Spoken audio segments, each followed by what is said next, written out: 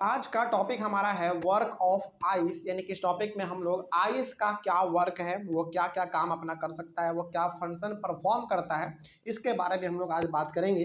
चलिए देखा जाए, सबसे पहले यहाँ पे लिखा हुआ है glaciers are rivers of ice which to erode the landscape. क्या हुआ इसका मतलब, देखिए एकदम साफ साफ लिखा हुआ है, ध्यान से पढ़िएगा ना, आपको भी समझ में आएगा।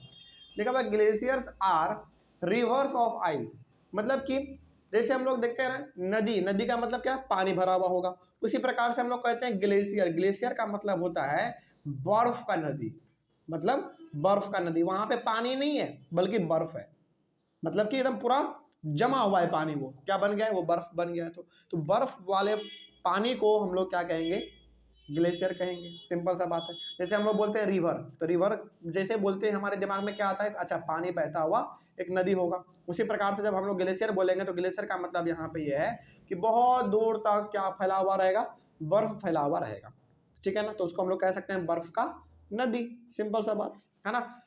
विच टू इरोड द लैंडस्केप, और बर्फ भी लैंडस्केप को इरोड करता है, यानी कि हमारे जमीन को बर्बाद करता है।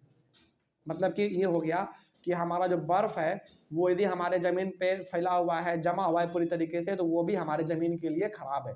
वो भी कहीं ना कहीं हमारे लैंडस्केप को, यानी कि हमारे ज़मीन को बर्बाद कर रहा है, ठीक है ना। आगे glaciers carve out deep hollow there.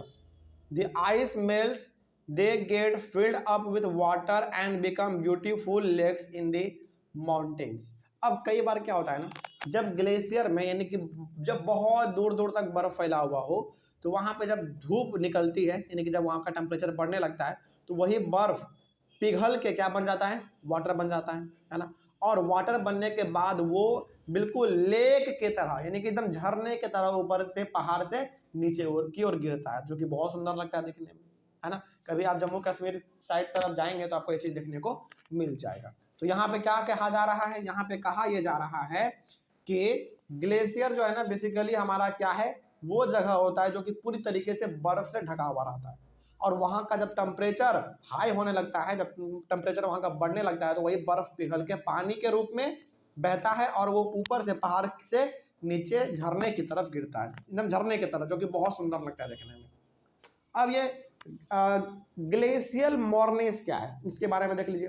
The material carried by the glacier such as rocks big and small, sand and silt get deposited, this deposits from form glacial मॉर्निस।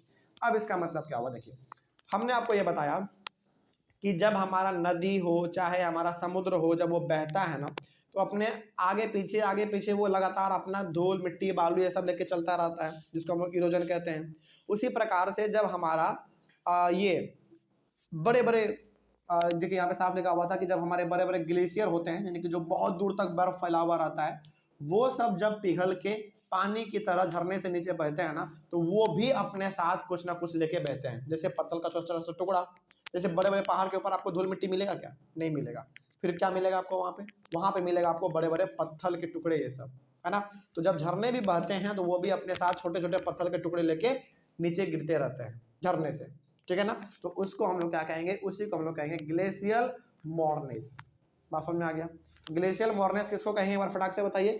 Glacial मॉर्निस का मतलब होता है कि जब झरना हमारा बहता है, कौन सा झरना, वही बर्फ का पिघला हुआ पानी जब झरने के रूप में बहता है पहाड़ से नीचे की ओर, तो अपने साथ छोटे छोटे पत्थर टुकड़े ये सब लेके वो नीचे गिरते हैं। वो हमारा पत्थर छोटा भी हो सकता है, थोड़ा बड़ा भी हो सकता है, या फिर वो हमारा बालू भी हो सकता है, मिट्टी भी हो सकता है, क्ले भी हो सकता है ना। तो उसी चीज़ को हम लोग कहते हैं ग्लेशियल मॉर्निस।